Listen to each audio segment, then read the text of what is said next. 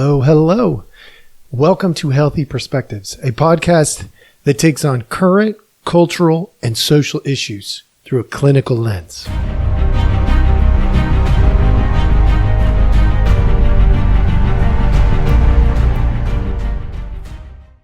Hello, hello. Welcome back, everybody. Thank you so much for joining us. As always, we appreciate your time. Today, we are looking at the family. This is part 3, right? We did an introduction. We talked about some of the roles. We started a little bit touching on some of the goals, but today we're going to really energize some of those goals. Remember, in the family work and in our final episode, just to give you a little foreshadowing what's to come, I'm going to do an intersection of family and culture, which is going to be a tough one. There's no way I'm going to hit every topic because, the intersection of family and culture is going to be, there's 1,000, maybe 1,000,000 different ways that I could go there, right? But today I want to give you a couple more tools. Look, tools do not solve your problems, but they're nice to have when you do have problems, right? They don't solve them. You have to do the work, but having, say, a hammer when you've got a nail and you need to put the nail in something, the hammer is useful. You could sit there and just push on it and push on it and push on it. And, hopefully eventually it'll go in, but it might not. But if you got a hammer, so what we're going to do is give you a hammer, so that when you encounter a nail, you might have a tool to use for the job. There's 2 things that I want to do in terms of documents I'm going to show you. So if you're watching on Rumble or YouTube, you're going to have an advantage. You're going to get to see it. For those of you who are not, if there's enough interest, I may upload the documents to my website and, potentially we'll get you a copy. I do like to share things. It's not for me about what I can hold on to. It's what I can give away. So I try to let it flow. But I want to cover there's this longitudinal study done by the Research Institute or the Search Institute, I believe. I can't remember. I've been following them since the 90s. It's been a long time. So longitudinal studies don't typically go that long, but they were trying to solve these problems for teenagers. Well, you're going to see that this is not just a tool for teenagers. Yes, it's a tool for teenagers, but it could be a tool for anybody who is exploring, where do I take myself? Where do I take my family? And then I want to go over some things. Many of you might know already that I worked in residential care. There's pros and cons to that, which I'm very aware of. What I always tried to do was prepare them for the next step. And so in doing that, I created a list of transition topics over the years. It took me many years of putting this together to create transition topics that work. They are not perfect, but they are functionally helpful. And I've never been about perfection because I'm dealing with people, and people are imperfect. What works perfectly for one may be annoying to another. And so I will also show you some transition topics, but most importantly, I'm going to show you how to use them today. Okay. This is an idea. Okay. Remember, you got to have those principles, those roles and principles. And in order to set goals, we need to take a look specifically at where we would set those. And so I'm going to give you a list of categories, and that's what we're about to do. So here we go. Hang on for the ride. I'm going to pull these up, and hopefully this will be good for you. All right. Boom. Okay. So up on the screen, we have this 40 developmental assets checklist. All right. This list, you can read the intro there if you want. But this list is, I'm going to break it down for you. Okay. Look far to the left on this, and you see external assets and internal assets. It's broken down categorically into 2 different areas.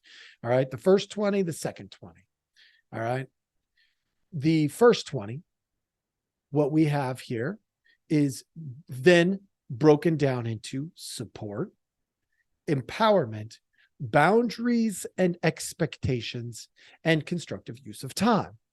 Those are, those are external assets. Okay. Then from there, it's broken down by piece. Now, this is the most basic scale. I found ones that attribute numbers and do this and do that. But here's the deal. When I use this tool, I am specifically looking for stuff that is less than ideal.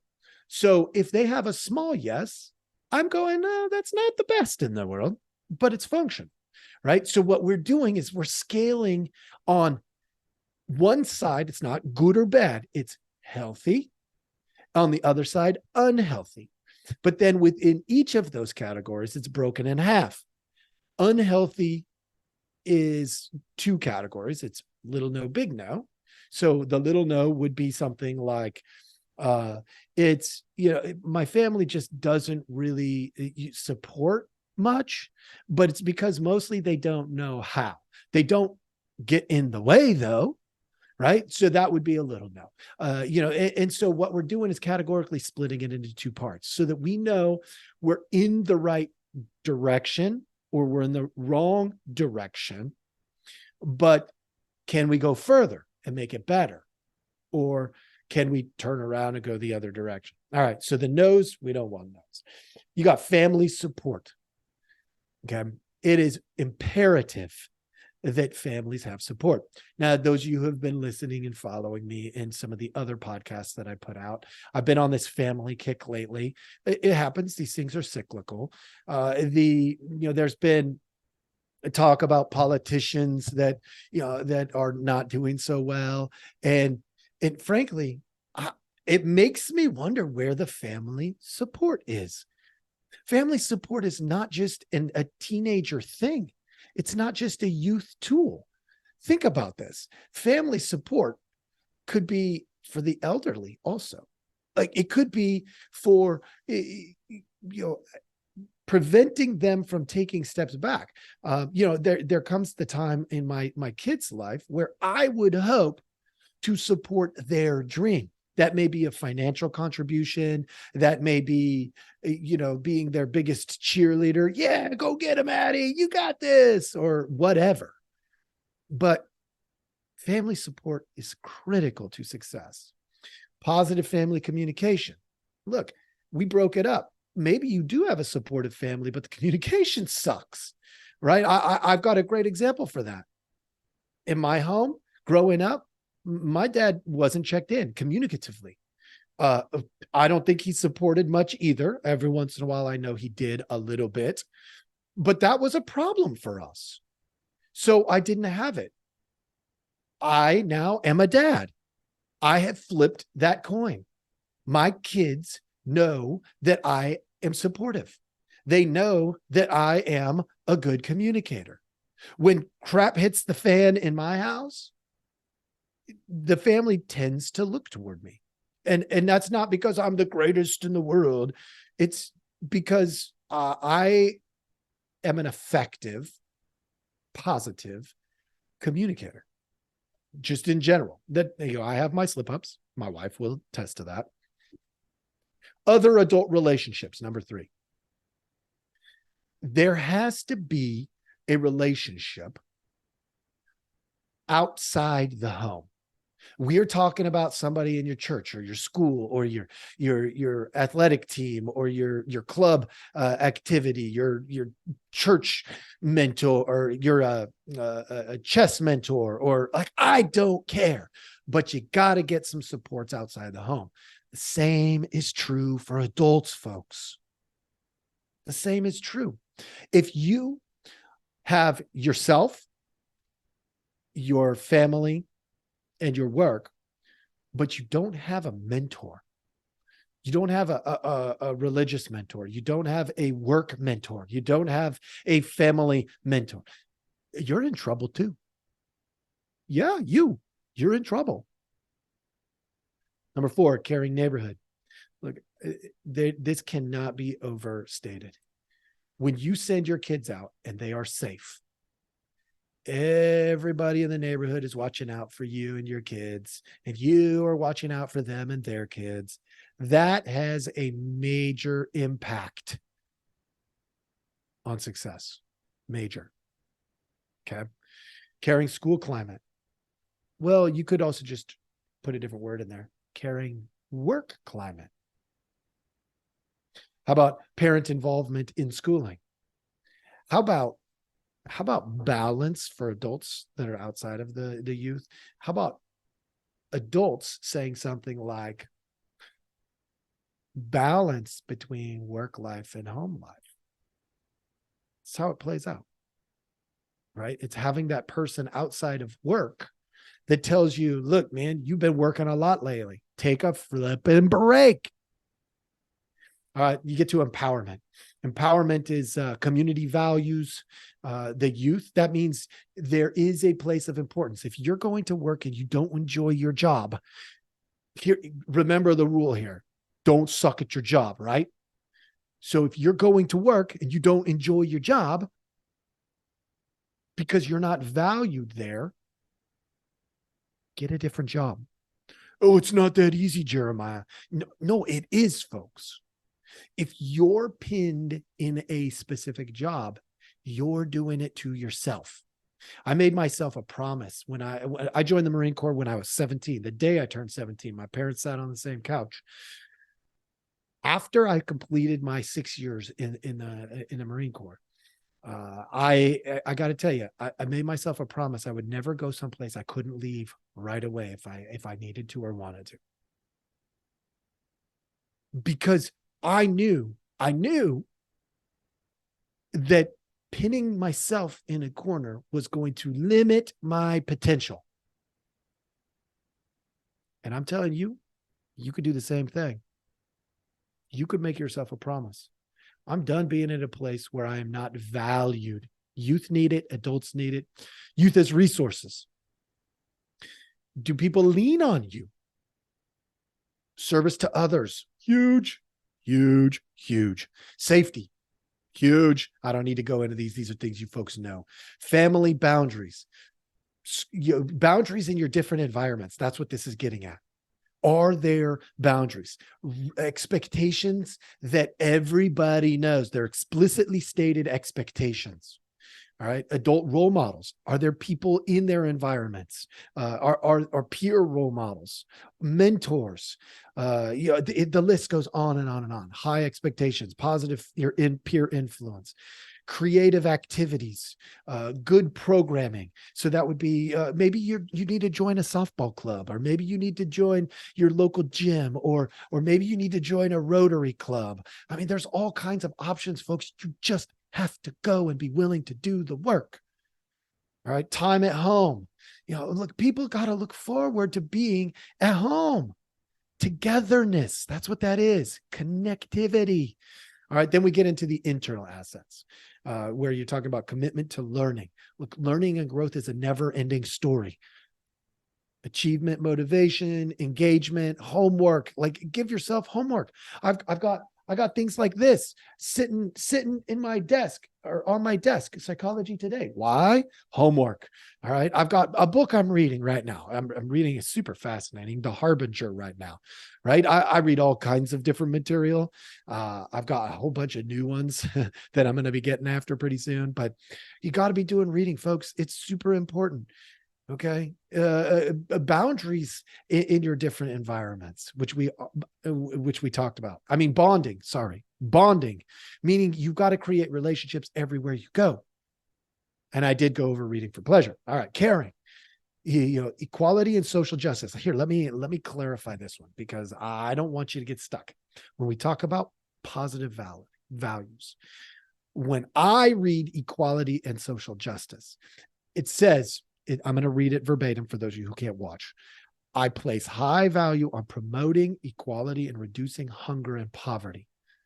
Look, it's not about you and I get the same things, because you and I have different talents and strengths and abilities.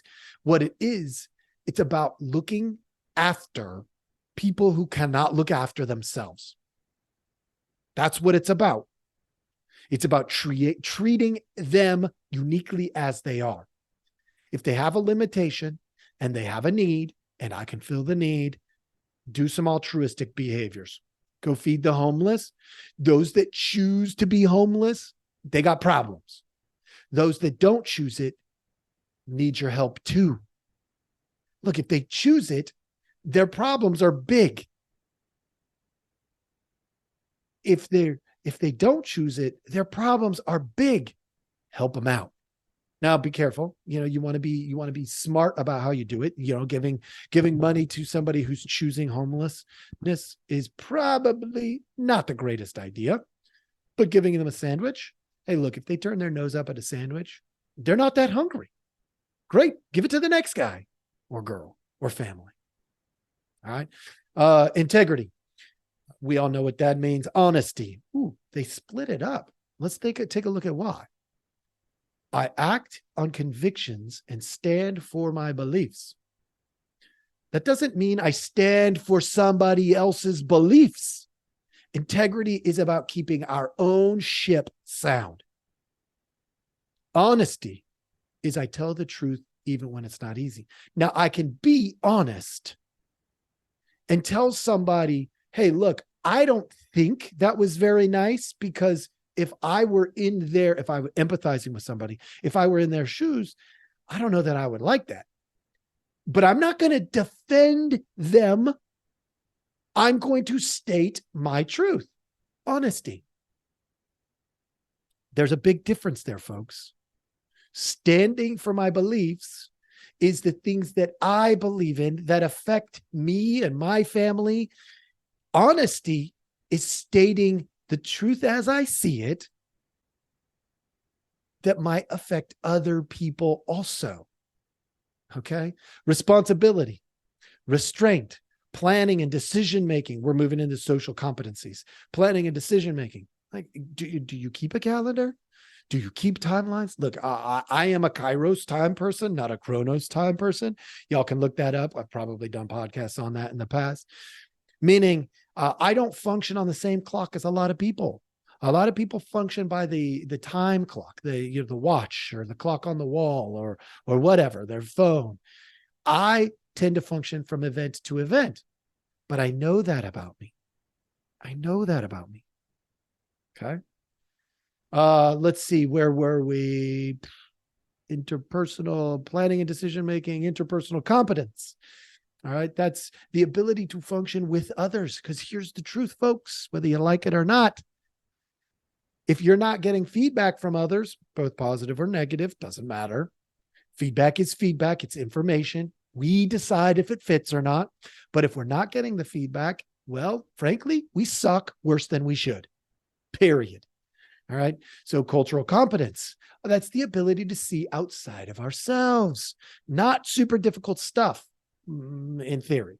In practice, super difficult stuff. Resistance skills, the ability to say no to things when they're not good and healthy on that side of the scale that's good and healthy. If they go to the unhealthy and not good side, we want to be able to say, nah, I can't do that. All right. That's not going to be, I once had a job working for the state, and I was asked to overlook I was overseeing a contract with, get this, an insurance company. And in that contract, they were required to do certain things for youth, for kids that were in extreme situations.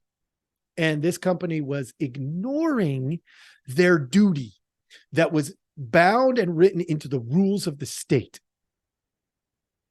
And I was asked to overlook it. So what I did was I gave a timeline. It is one of the only jobs in my life. Actually, it might be the only job in my life that I walked away from the same day. When they told me to overlook the legal issue, I said, I'm sorry, I can't do that. I'm out.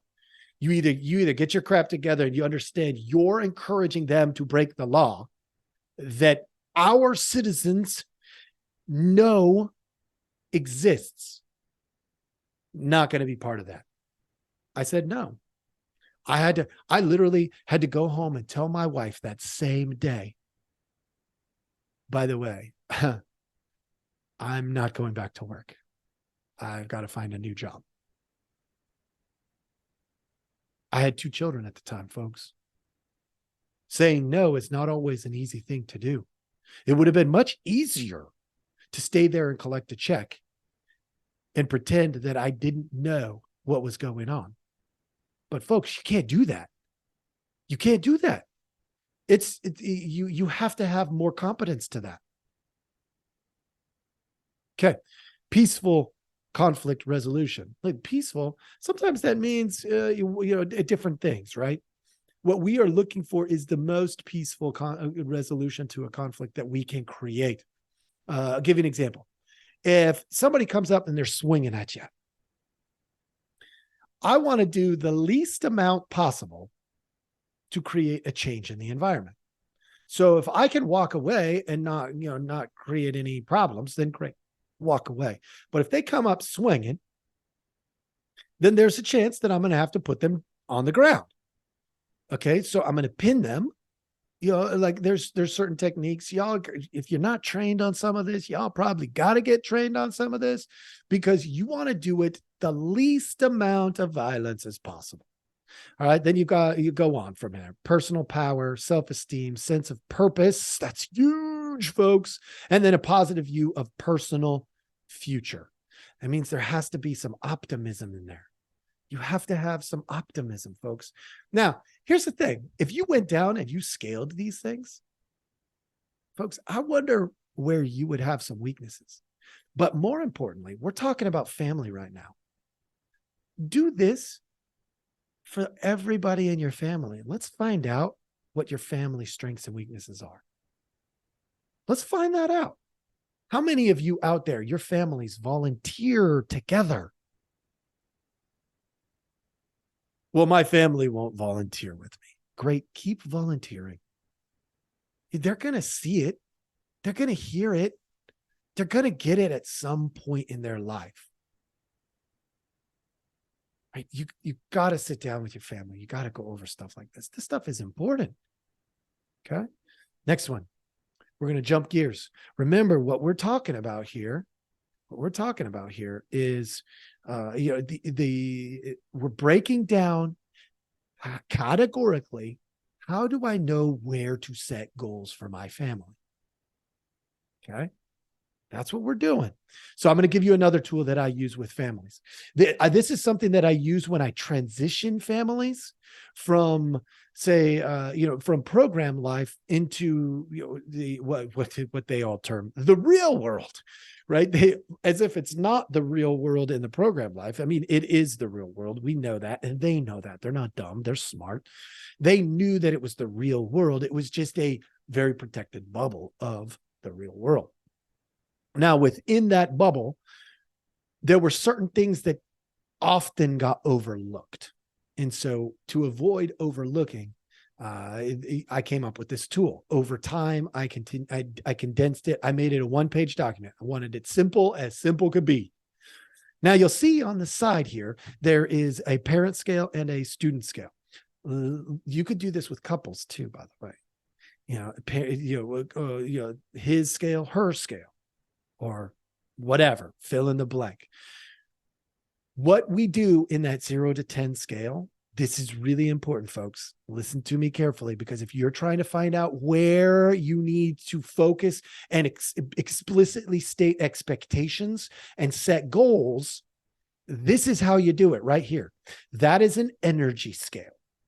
Okay, that's an energy scale, meaning how much energy do you have on academics? Some of you out there are like, I could care less. Get your high school diploma. Beyond that, I mean, if you go to college, you go to college. If you don't, you don't. Like, whatever.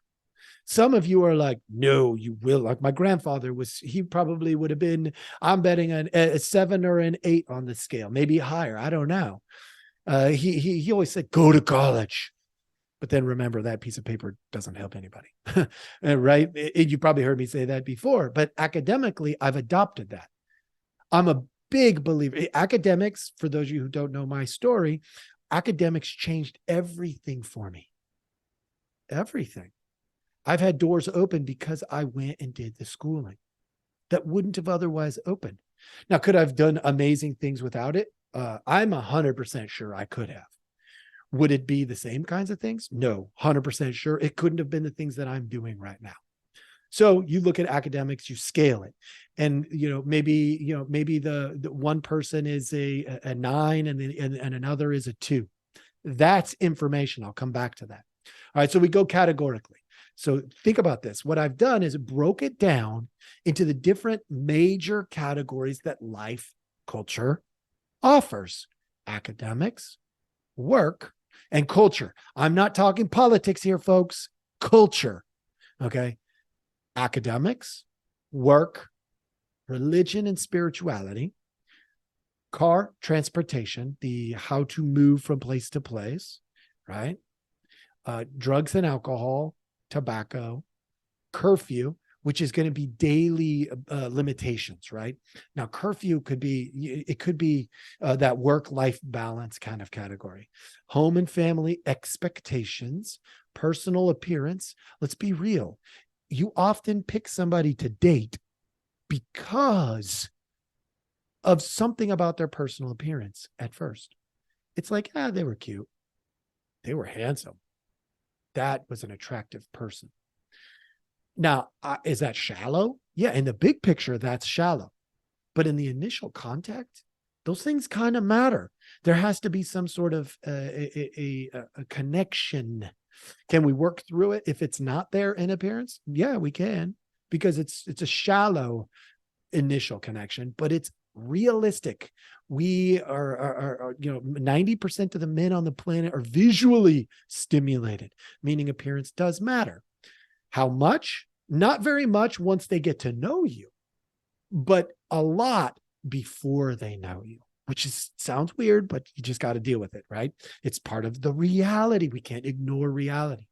The other thing is, if somebody's got piercings or somebody's got tattoos, that may be, I don't know. I mean, it may be too risque for you. I don't know.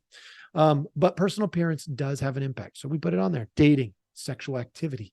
Where are you with that, right? Support network. Big deal.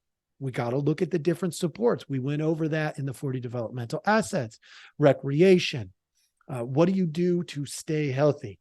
That's going to be, for activity. Maybe you're going to do hiking. Maybe you're going to do, 5Ks or whatever. Communication, that's a huge category in terms of, creating good success. Relationships. If I'm going to be in a relationship with you, but you're going to be in a relationship with a bunch of people that are unhealthy for me, then yes, I have to consider my relationship with you, because it might take me down an unhealthy path. So we got to look at relationships. Social media, absolutely, categorically has to be there. Money. Families love to ignore money. Do not ignore money. Unfortunately, this is part of the problem. A lot of times it's the kids who want to ignore the money. So if you're out there, offer to your kids, hey, I'll talk about money anytime you want. If you're a teenager or a kid out there, go talk to your family about money. Please invite the conversation. And then, of course, the 30-day calendar, that's your basic goal setting stuff. Your basic goal setting. That's your initial establishment of, hey, what are we going to do in terms of the next month, 3 months? Now, what this translates into, for those of you who are paying a close attention here, what this translates into is eventually you're going to have conversations. Hey, look, you're my son, you're my daughter. And when you get out of the home, when you're out there on your own, here's the deal. Our family is important. I want one of the major holidays where you come home, no matter what. We just make it happen. If that means, during your early years that I have to buy the ticket, great. I buy the ticket. You come home for Thanksgiving, you come home for Christmas, you come home for Easter, you come for one of the holidays that is important to us as a family, and we celebrate it together. Okay. That might be, if you have a child, I'm going to be there. I don't need to be in the room. Don't want to be in the room. I was in the room for my wife. That was enough. But I'm going to be there so that when that child is born, I'm there, and that kid, that infant knows they are loved from the beginning, right? If somebody ends up in the hospital, you show up. That's an expectation. That might be a goal we set. It's like, if somebody's in the hospital for more than 24 hours, we're on the way, period. It's happening. Or, whatever it might be, something like that. So today I wanted to do that because I wanted you. Now, this is a lot of information, folks. You are not going to be able to do all of this at once. So please don't overwhelm yourself. But categorically, this is what I would recommend. Categorically, you go in and you highlight the areas where you think your family is weak. And you start having conversations about those. Now, I did tell you I was going to come back to that energy thing. If somebody's a 10 and somebody's a 0, do you think there's going to be problems in communicating in that category? Now, initially, I thought, yes, there would. They're just polar opposites. It's going to drive them nuts. But here's a funny thing that happened. I learned over time just from applying it. Those aren't the most problematic categories.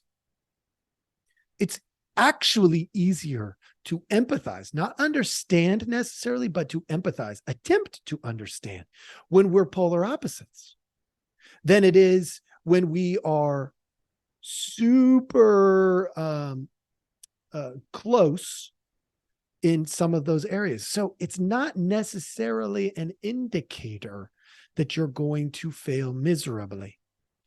Honestly, where I had the biggest challenges would be if somebody said they were a 3 and another one said 7 or 8. And I was like, oh, that's the sweet spot of completely wrong, because those end up being like, well, we seem close enough, right? If we're both 5s or 6s, or we're both 7s or 8s, if, we're 1 or 2 off, we can do it. But we get that 3 or 4 off. But then if we get far enough, we hit this other tipping point and it gets easier again. It's very strange how it happens. But I wanted to point that out because if you go to use this tool, here's how I use it. I would knock out the easiest conversations first. Get them out of the way. Think of it like a debt snowball, right? We create the snowball effect first, and then we hit the harder topics. By the time we get to them, we may find that literally there are 3 or 4 major topics left, and that's it. Right? 40 developmental assets. These ones are tough for us. Okay. But knock out the easy ones first. Put all that list of, wow, we're doing great here. And maybe you got 30 of the 40. You're doing great. Now the 10 doesn't seem overwhelming, right? That contrast matters. We want to do that. All right. So that's how I'd recommend you use that. And then start setting goals. Now, I'm going to do a little lesson next time on goals. I actually just remembered I needed to add one more. So we're going to probably do one more on goals, and then we're going to move into that intersection of family and culture. Okay. So that'll be our final one. So we're not going to do that next week. We're going to do the goals a little bit more detailed out. Thank you so much for joining us. I hope you have a good one.